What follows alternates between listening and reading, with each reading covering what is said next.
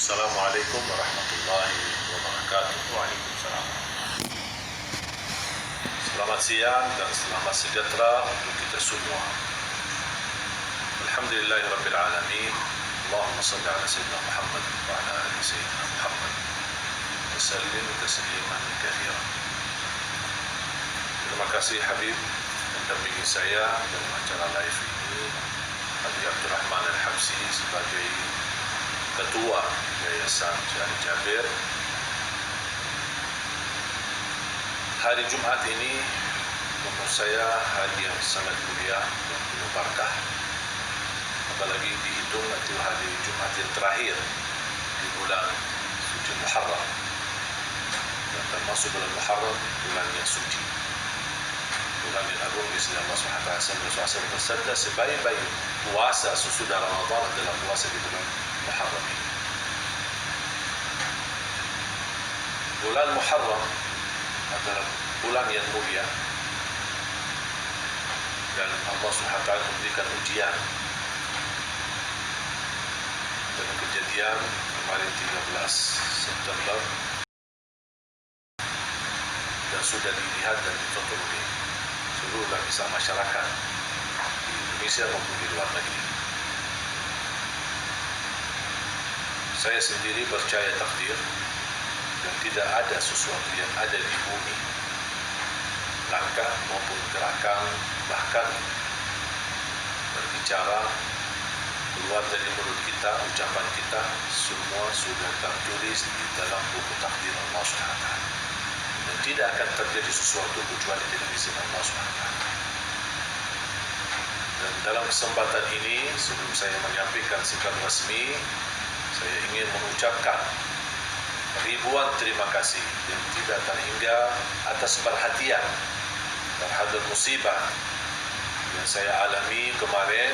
Jazakumullahu khairan katsiran kepada seluruh masyarakat Indonesia, mancanegara, khususnya masyarakat Bandar Lampung, yang kita ketahui bersama bahwa masyarakat Lampung sangat ramah, sopan, hormat, dan cinta kepada ulama, kepada habaib, kepada da'i, dan cinta perdamaian dan persatuan.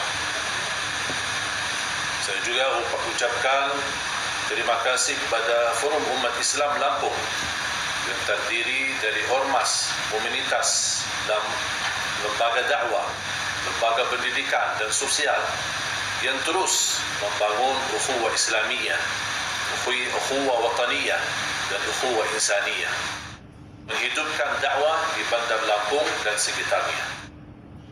Kepada alim ulama, para habaib yang saya cintai, para kiai, tokoh masyarakat, ormas-ormas Islam nasional, MUI, Matlaul Anwar, ILU, Muhammadiyah, Persis, Wahda Islamiyah, Rabita Alawiyin, Dewan Dakwah Indonesia, Hidayatullah, FBI, BA212, dan juga pondok-pondok pesantren di seluruh Indonesia. Dan juga kepada Majelis Duha Nasional, garis depan, dan seluruh jajaran relawan. Aparat pemerintah, dan tidak terlupa TNI, Polri, khususnya Polda Bandar Lampung, serta pasukan relawan keamanan yang selalu membantu kami, Laskar FBI, Panser, Pokam,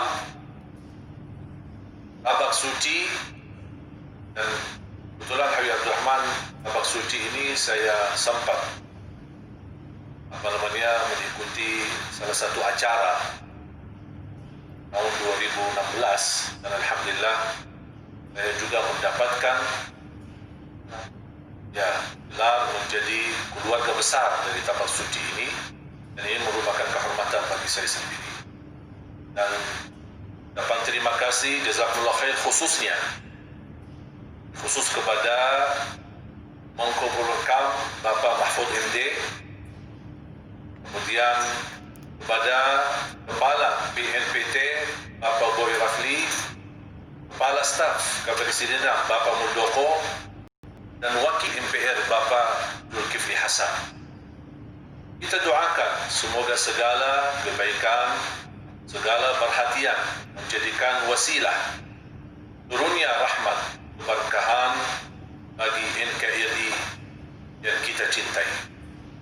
Tidak lupa Bapak Menteri Dalam Negeri Bapak Tito, kemudian juga Pak Safruddin, dan juga perhatian dari Pak Kapolri, Wakapolri, dan seluruh jajaran aparat kepolisian. Dan Alhamdulillah, dengan takdir Allah Subhanahu wa Ta'ala, saya selalu berusaha untuk meniru akhlak Nabi Muhammad SAW.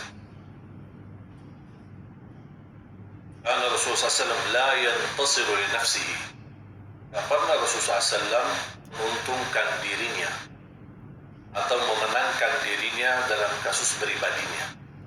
Rasulullah SAW bersikap marah pasti karena Allah Subhanahu wa Ta'ala, karena kehinaan terhadap agama, kehinaan kepada Al-Quran atau lain sebagainya. Tapi kalau untuk dirinya sendiri, Rasulullah SAW tidak pernah menguntungkan dirinya atau memenangkan dirinya dalam hal apapun. Rasulullah SAW mengajarkan kita menjadi orang yang mulia akhlak. Kalau boleh saya padatkan agama Habib dari A sampai Z, seluruh isi Al-Quran, hadis Nabi Muhammad SAW, dan saya padatkan, saya mengambil kesimpulan, saya dikatakan tema atau judul dari semua inti daripada isi agama kita dari awal sampai akhir adalah intinya menjaga kemuliaan akhlak. Jadi orang mulia akhlaknya ketika beribadah, mulia akhlaknya ketika bermuamalah, mulia akhlaknya di hadapan Allah, dan mulia akhlaknya di hadapan manusia, yang muslim maupun non-muslim. Makanya saya harap melalui musibah yang kami dapatkan tidak melebihi daripada qadarullah. Tidak ada sesuatu yang terjadi pasti karena Allah Subhanahu wa Ta'ala telah mentakdirkan. Alhamdulillah selamat. Mungkin bisa jadi musibah lebih besar, bisa jadi mengakibatkan saya meninggal dunia, dan saya merasa tidak takut soal mati, karena saya meyakini tidak ada orang yang mati sebelum waktu. Sebagaimana SAW sudah menjelaskan di hadis yang qudsi, Allah berfirman, "Law ijtama'atil jinnu wal insu ala an yadurruka bi syai'in lan yadurruka." Kalau seandainya seluruh manusia, jin, bangsa jin dan bangsa manusia bersatu untuk menyakiti kita, membawa madarah buat kita, kalau Allah belum izinkan, tidak akan terjadi. Dan saya percaya dan yakin Habib, saya percaya dan yakin tidak ada yang buruk datang dari Allah. Pasti ada hikmah, ada kebaikan di balik itu. Saya orangnya berusaha berfikir yang sudah berlalu tidak usah difikirkan. Ambil hikmah, kita sekarang berfikir ke depan. Apa sebaiknya, apa solusinya. Karena saya harap umat tetap tenang, jangan terpancing emosi, jangan didorong kita memanfaatkan momen ini jadi mengadu domba di antara kita, jadi fitnah di antara kita. Kita umat Islam, kekuatan kita adalah persatuan. Bahkan saya Habib kaget kemarin dengan kejadian ini, malah justru saya mendapatkan banyak perhatian doa dari pendeta-pendeta, dari berbagai macam lapisan masyarakat yang muslim maupun non-muslim. Saya yakin sepanjang dakwah kami pasti ada yang salah, pasti ada mungkin kata-kata yang tidak disenangi oleh orang atau barangkali tidak dikenakan di hati. Tapi bukan berarti kita sempurna, kita bukan maksum, dan selalu kami berusaha memberi yang terbaik. Karena dengan kejadian ini saya tidak mau dikaitkan dengan isu manapun, kepentingan politik atau kepentingan lembaga manapun atau isu apapun, saya tidak mau, karena saya tidak punya musuh. Dan saya percaya dan yakin yang terjadi ini takdir Allah, dan saya tidak mau salahkan siapa-siapa. Dan Allah Subhanahu wa Ta'ala masih berikan izin masih berikan keselamatan, dan saya beraktivitas kembali melanjutkan safari dakwah. Walaupun mulai beredar berita hoax, Ali Jabir sudah pulang ke Madinah. Pertama Madinah dan ada flight masih tutup. Terus yang kedua, gambar yang sudah beredar kemana-mana itu sebenarnya di saat saya di Lampung ke Jakarta. Dan saya sudah berkali-kali menyampaikan, saya siap mati di Indonesia. Saya siap dimakamkan di Indonesia. Dan saya tidak pernah takut soal mati. Karena sudah saya jatuh cinta Indonesia. Dan apa yang saya berjuangkan untuk Indonesia, ini anugerah dari Allah untuk saya. Bukan saya karena punya kelebihan, hanya saya berusaha menjadi orang baik, menjadi orang yang bermanfaat untuk masyarakat, untuk negara. Apalagi semenjak saya mendapatkan penghargaan menjadi WNI, makanya tugas saya betul-betul menjaga amanah dan kepercayaan itu, menjaga nama baik Indonesia, dan selalu berusaha memberi sesuatu yang bermanfaat, yang berkesan. Intinya menjadi orang yang mulia akhlak. Dan saya dari semua sikap dakwah kami, dari awal sampai akhir, banyak dapat nasihat dari para habaib, masukan dari para kiai, saya sangat terima. Ketika pun kalau saya punya salah, saya tidak pernah merasa malu dan berat untuk meminta maaf, supaya kita bisa saling memperbaiki. Dan itu yang kita harapkan, bagaimana kita bisa meniru akhlak Nabi Muhammad SAW. Maka saya harap umat jangan terprovokasi dengan kejadian ini, terpancing amarahan. Kita harus sabar, harus tenang, kita ambil hikmah, dan jadikan wasilah kejadian ini mudah-mudahan bisa menyatukan umat dan bisa membangkitkan kebersamaan ukhuwah Islamiyah, ukhuwah wataniyah, dan ukhuwah insaniyah, agar kita sama-sama menuju ridha Allah Subhanahu wa Ta'ala. Tapi sebenarnya ada cerita. Ini kesempatan saya bisa. Habis kejadian ini, saya kan kembali habis dirawat di rumah sakit. Ada satu pas yang ada di dekat lokasi.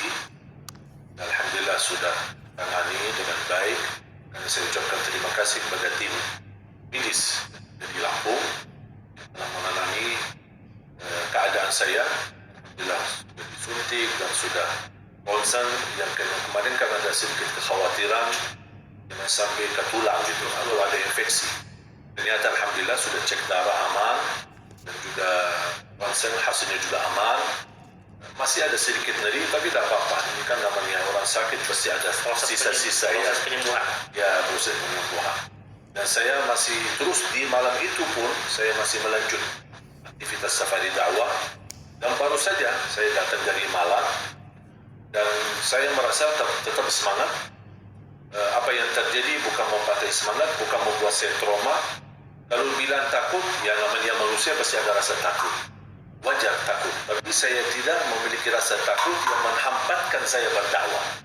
Justru rasa takut membuat saya lebih semangat untuk berdakwah, untuk terus memperjuangkan kebersatuan negeri kita Indonesia, untuk bersama-sama membawa Indonesia aman, sejahtera, damai, baldatun thayyibatun wa rabbun ghafur. Di malam itu ketika saya pulang, saya sempat mimpi bertemu dilakukan tusukan kepada saya. Alvin Al-Dian, atau singkatnya AA. Saya sempat mimpi dan bertemu langsung. Kemudian saya sempat ucapkan apa yang dikatakan oleh Rasulullah SAW. Ma hamalaka ala hada. Apa yang mendorongmu melakukan hal ini? Kemudian langsung saya nanya, gimana kabarmu? Kamu ada apa-apa kan? Karena saya melihat lukanya cukup serius, kemudian wajarlah emosi jamaah. Dan ketika saya tusuk, justru yang saya sadari di saat itu ingin selamatkan beliau, karena lagi di jamaah, saya khawatir juga jangan-jangan sampai dia matilah atau apalah terjadi. Makanya saya berpikir ketika dalam saya di mimpi, saya justru menyampaikan, Ananda, kamu nggak apa-apa ya? Kamu baik-baik aja kan? Gimana luka-lukamu? Ini saya masih ngobrol sama dia. Dan saya sampaikan mudah-mudahan kamu baik, sehat. Dan saya menyampaikan apa adanya. Apa yang terjadi pada saya merasa ini qadarullah. Dan saya tidak keberatan ikhlas. Maksud kata ikhlas terhadap takdir yang terjadi. Bukan berarti disalahartikan. Kita tetap mengharap aparat kepolisian tegakkan hukum dan menjalankan keseriusan hukum, karena ini bukan milik saya. Tapi yang terjadi ini sudah saya yang ditusuk adalah Indonesia. Ulama, habaib. Karena saya harap aparat kepolisian tolong bersungguh-sungguh untuk ditangani kasus ini. Bahkan sebagaimana dijanjikan oleh Pak Mahfud MD, akan dibongkarkan segala motif yang ada di belakang kejadian ini. Dan sempat saya mendapatkan juga berita info mengenai si AA ini, istrinya baru juga melahirkan. Jadi mungkin dalam kesempatan live ini saya ucapkan selamat untuk istri beliau. Semoga insyaAllah keturunannya yang baru lahir mudah-mudahan bisa menjadi berguna bagi Indonesia, bisa juga menjaga nama baik keluarga, dan mudah-mudahan menjadi keturunan penghafal Al-Quran. Pesan saya kepada AA, mudah-mudahan kamu kembali sehat, bisa lekas dari luka-luka, dan saya minta maaf dengan kejadian sampai terlihat lukanya yang cukup serius. Saya minta maaf karena di saat yang sama saya tidak bisa membela-mu sepenuhnya. Saya tidak bisa datang, walaupun hanya di saat itu saya sempat menghentikan jamaah, tapi mungkin agak lambat karena saya sibuk untuk melepaskan pisau yang sudah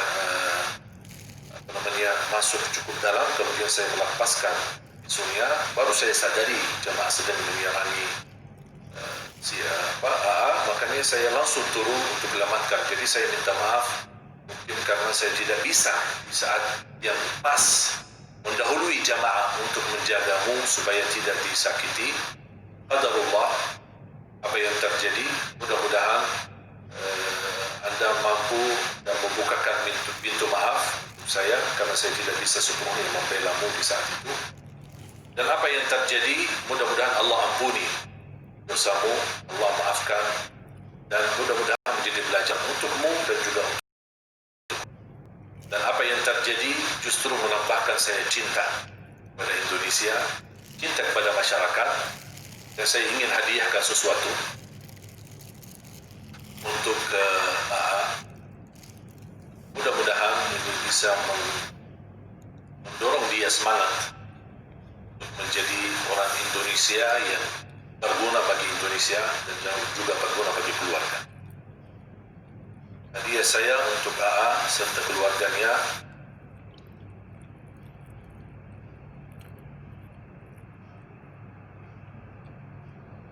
ini bendera Indonesia, bendera merah putih. Bagi saya kesimpulan dari bendera ini, yang merah adalah bagi cinta, yang putih bagi kedamaian dan kesucian. Berdamailah, wahai AA, berdamailah untuk Indonesia. Cintailah ulama, dan mereka hanya menyampaikan yang terbaik. Anda bisa terima, Anda bisa tolak, tapi tidak ada niat buruk di balik perjuangan kami untuk Indonesia. Dalam kesempatan melalui bendera merah putih, bendera Indonesia saya cintai, saya ikhlaskan dan hadiahkan.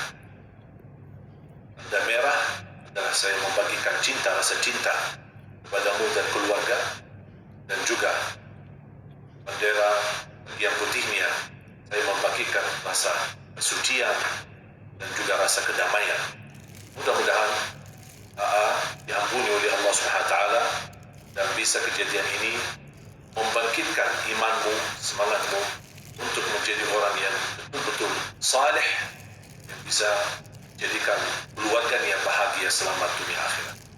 Amin ya rabbal alamin. Saya mohon doanya. Dengan kejadian ini mungkin ada yang merasa di balik dakwah kami ada kata-kata 1 juta penghafal Al-Quran, 1 juta penghafal Al-Quran yang bisa membangun Indonesia.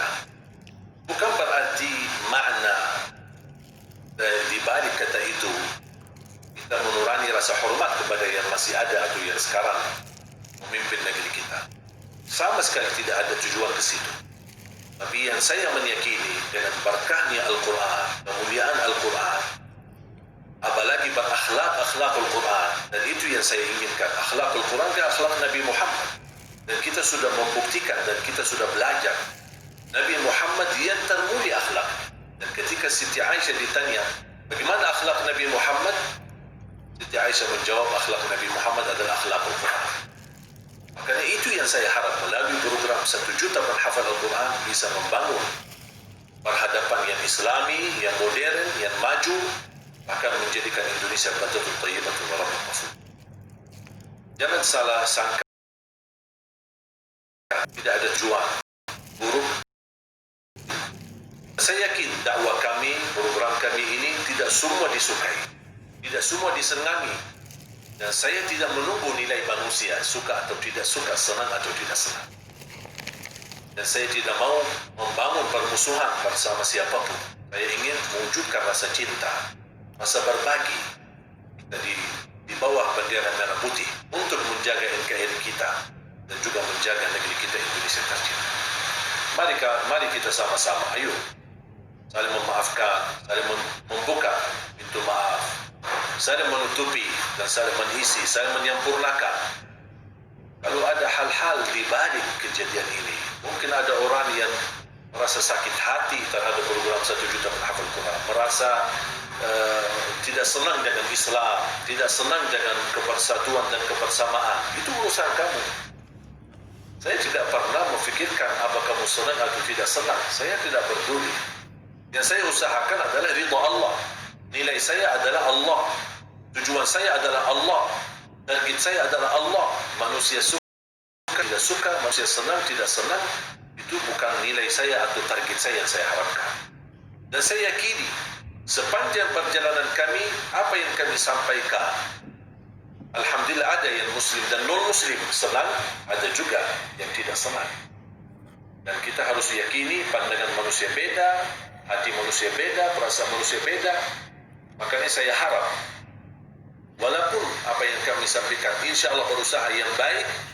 Kalau ada kesalahan dan kekurangan, saya tidak merasa berat untuk meminta maaf kepada publik, kepada seluruh masyarakat, kepada negeri Indonesia. Dan insya Allah percaya, saya masih terus di Indonesia dan yakini saya akan terus melanjutkan perjuangan karena saya percaya janji Allah surah As-Saff, yuriduna liyutfi'u nurallahi biafwahihim wallahu mutimmu nurihi walau karihal kafirun. Banyak golongan dan kelompok-kelompok ingin memadamkan cahaya Al-Quran, memadamkan cahaya Allah, memadamkan cahaya Islam. Tetapi Allah telah menjanjikan dan saya meyakini sepenuh hati Allah tidak pernah mengingkari janji akan Allah di muka bumi. Disitulah dengan keyakinan ini, dengan janji Allah ini, saya tetap semangat melanjutkan perjuangan Nabi Muhammad SAW, perjuangan para ulama, para habaib yang saya cintai. Mari kita sama-sama memperhatikan keluarga kita. Para kiai, para ulama, para habaib tetap waspada agar kita saling menjaga dan tolong para da'i, para satis, apalagi yang berkegiatan dakwah di luar daerah dari tempat masing-masing, mohon bersinergi dengan aparat kepolisian agar kita bisa sama-sama wujudkan kerjasama yang insya Allah mengantarkan kita nyaman, aman dan kedamaian yang kita harapkan. Semoga insyaAllah Indonesia tetap sehat, Indonesia tetap maju, Indonesia makmur, berkah, baldatun thayyibatun rabbun ghafur. Dan jangan lupa gerakan 3M, cuci tangan, menggunakan masker, dan menjaga jarak.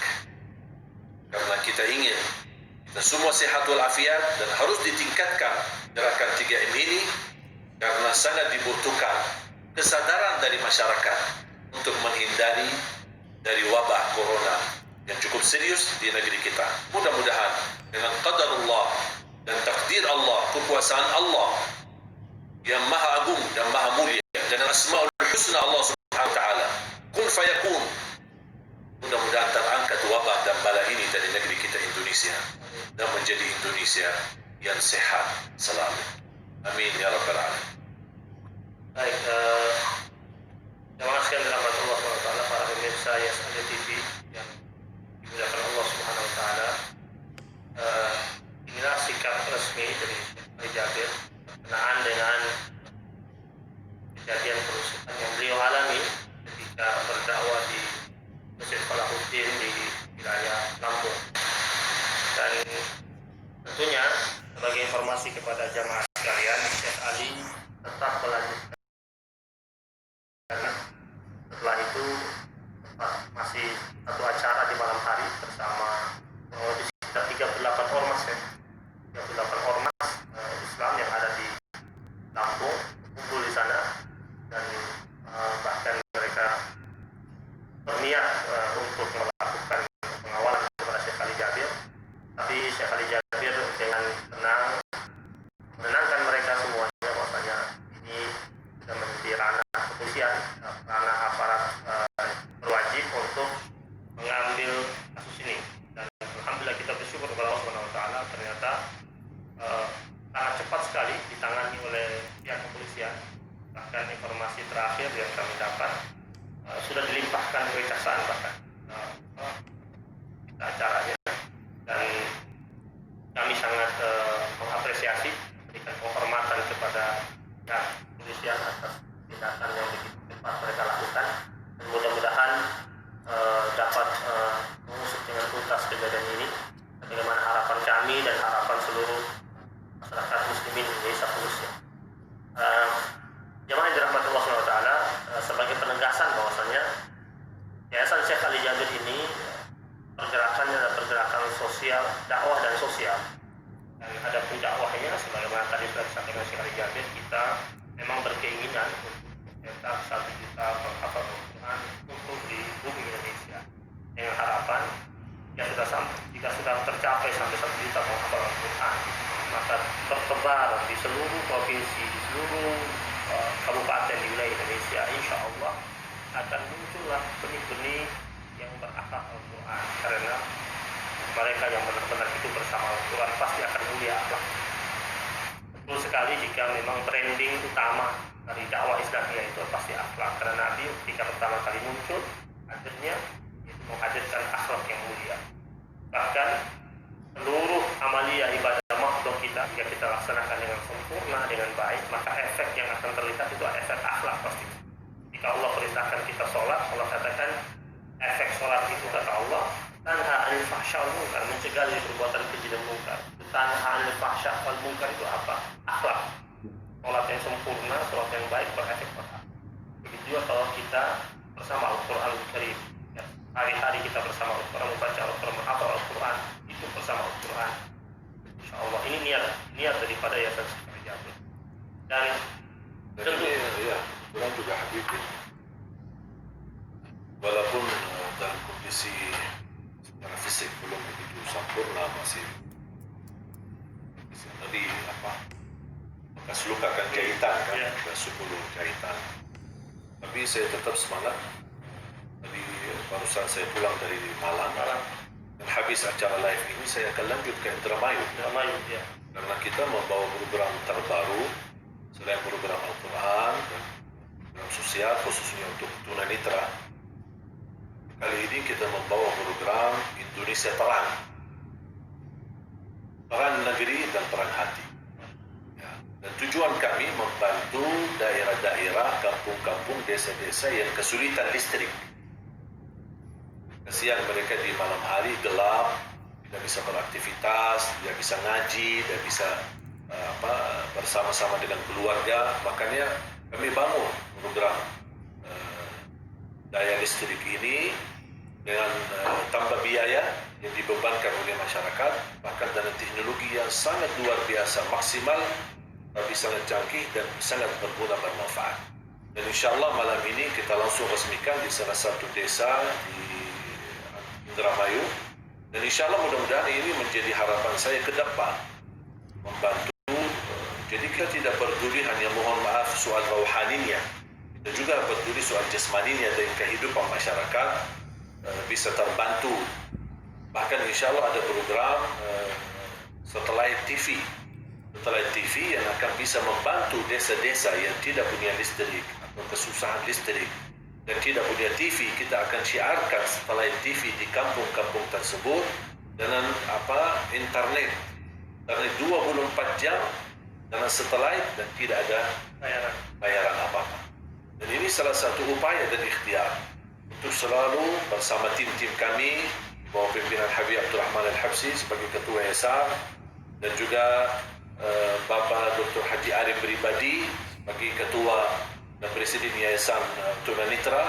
Kita semua bersinergi dengan tim-tim kami dan Alhamdulillah banyak di kalangan pejabat, kemudian pengusaha, jamaah yang ikut terlibat. Walaupun kebanyakan dari mereka tidak mau disebutkan namanya dalam program ini, tapi Alhamdulillah terus mereka bersinergi bersama-sama untuk melancarkan dan memudahkan pelayanan untuk umat, khususnya masalah listrik, masalah pendidikan, masalah sosial, dan masalah keagamaan. Mudah-mudahan Indonesia tetap rukun dan kita bersama-sama bisa membangun Indonesia menjadi maju.